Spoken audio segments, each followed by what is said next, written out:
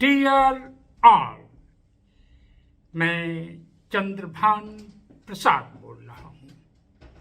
दलित note power पर आपका स्वागत है और हम एक सीरीज शुरू करने जा रहे हैं। सीरीज का नाम होगा अंबेडकर लिटरेचर। क्या पढ़ें? बाबा साहब अंबेडकर के लिखे हुए कौन से ऐसे ग्रंथ हैं और विषय हैं जिसको पढ़कर एक अच्छा अंबेडकरवादी बना जा सकता है। क्योंकि अंबेडकर वॉल्यूम्स के संपादकों ने जो कुछ भी मिला उसको वो छापते गए बगैर यह बताए कि इस विषय को हम क्यों छाप रहे हैं और इसे क्यों पढ़ना चाहिए। तो जैसे कि वॉल्यूम 1 में Maharashtra as a linguistic province, इसे हमें पढ़ने की क्या जरूरत है। इसमें पहले ही वॉल्यूम में छाप दिया है थॉट्स ऑन लिंग्विस्टिक स्टेट्स। इसे हमें पढ़ने की क्या जरूरत है। इसी तरह से बाकी विषय भी हैं। कुछ विषय हैं जो स्कॉलर्स थिंकर्स के लिए हैं जरूरी, कुछ विषय हैं जो कॉमनर दलित के लिए, जो एक्टिविस्ट के लिए, पॉलिटिशियंस के लिए, कुछ विषय हैं फिलासफर्स के लिए, कुछ विषय हैं मात्र हिंदुइज्म को जानने समझने वालों के लिए, कुछ रचनाएं हैं बुद्धिज्म को जानने समझने के लिए। तो इतना ज़्यादा घालमेल कर दिया गया है कि कोई भी अपने हिसाब से अंबेडकर की किसी रचना को पढ़ के उसे ही अंबेडकरवाद घोषित कर देता है। यह हैट भी मैं एक स्ट्रैटेजी के तहत लगाया हूँ। एक बार मैं 14 अप्रैल को संसद मार्ग पर घूम रहा था, शायद 2 साल पहले। तो जो ब्लू गोबर खाने वाले जो अंबेडकरवादी अपने को कहते हैं, उसमें से एक झुंड था और मेरे पीछे साथ भी चल रहे थे 8-10 लोग। तो उसमें किसी ने कमेंट किया कि चंद्रभान प्रसाद देखो कैसे एक जोकर जा रहा है, इतनी गर्मी में सूट बूट और हैट पहने हुए। बाकी उसके साथ के जो लोग थे वो खूब हंसे।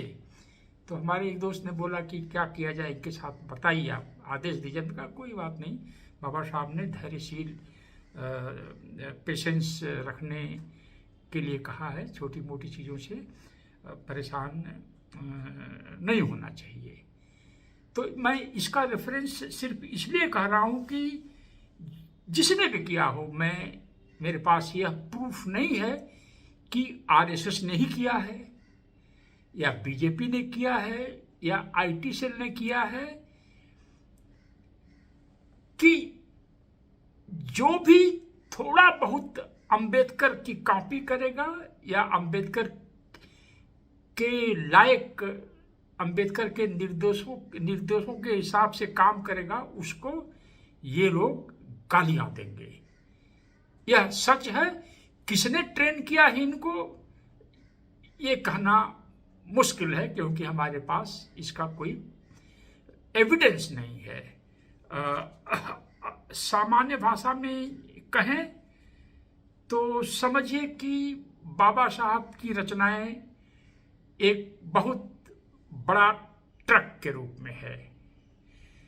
तो कुछ हाई स्कूल फेल या बीए फेल या इंटर पास दलित इस बहुत सारे लिटरेचर आप फोटो में देख सकते हैं को पढ़ने के बाद इस बड़े ट्रक से कोई तो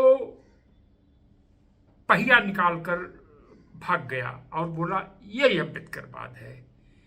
किसी का हाथ स्टीयरिंग लग गई तो उसने कहा यही अम्बेडकरवाद है। किसी के हाथ गियर बॉक्स लग गया, उसने कहा यही अम्बेडकरवाद है। किसी के हाथ पहिया लग गई ट्रक की तो उन्होंने कहा यही अम्बेडकरवाद है। किसी के हाथ सीटें लग गई तो किसी ने कहा यही अम्बेडकरवाद है। किसी के हाथ बैक मिरर लग गया तो उन्होंने कहा यही अम्बेडकरवाद है। यह मैं इसलिए कह रहा हूं कि कोई भी चीज दो तरह से नुकसान पाती है या किसी भी चीज को दो तरह से नुकसान पहुंचाया जा सकता है।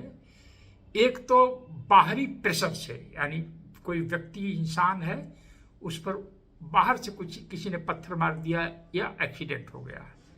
एक अंदर की कमियों से भी, शरीर के अंदर का मैकेनिज्म कुछ खराब हो तो भी व्यक्ति बीमार पड़ सकता है, व्यक्ति को नुकसान पहुंचाया जा सकता है या पहुंच सकता है। तो दलित समाज में बाबा साहब को समझने की एक जो होड़ मची है उसमें एनार्की आ गई है। एनार्की का एग्जैक्ट हिंदी शब्द तो मैं अभी नहीं बता सकता, मतलब कि एक अजीब सी स्थिति है, जो जैसे कह दिया वही अम्बेडकरवादी हो गया। और जिस तरह से गॉड मैन हैं, जो ईश्वर के बराबर अपने को समझते हैं, आश्रम वगैरह चलाते हैं, तो जो दलितों में 5 साल 10 साल मेहनत करे, मिलते रहे देश भर में लोगों से, सामान्य जिंदगी जिए, सेकंड क्लास में रेलवे में ट्रेवल करे, तो उसको 1000 2000 5000 लोग उसके फैन हो जाते हैं। ठीक वैसे जैसे ये जो आसाराम वगैरह टाइप के लोग हैं। तो चूंकि जैसे जैसे अम्बेडकरवाद बढ़ा है वैसे वैसे दलितों के अधिकार घटे हैं और इतना आसानी से हिंदू राष्ट्र शक्तियों का इंडियन राष्ट्र पर हमला हो गया है। तो कहीं न कहीं हमने, हमारे समाज ने बाबा साहब अम्बेडकर की रचनाओं को स्ट्रैटेजिक ढंग से नहीं पढ़ा है। हम करीब 10 ऐसे सीरीज चलाएंगे 1 by 1 कि बाबा साहब की लिखी हुई कौन सी किताब, कौन सी रचना नंबर 1 पर पढ़नी चाहिए और कौन सी रचना किसे पढ़नी चाहिए।